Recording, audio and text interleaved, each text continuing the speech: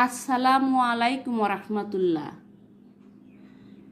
কাউকে ঠকিয়ে সাময়িক ভালো থাকা যায়, চিরদিন ভালো থাকা যায় না। জীবন যুদ্ধে একটা সময় তারাও ধূলিসাৎ হয়ে যায়।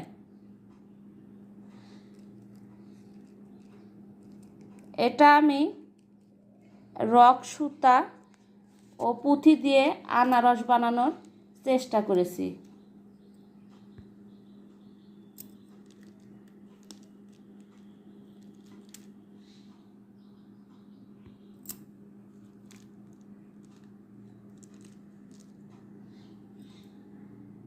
দুইটার পুঁতি একটু আলাদা, এটা একটু ডিপ আর এটা একটু লাইট কালার।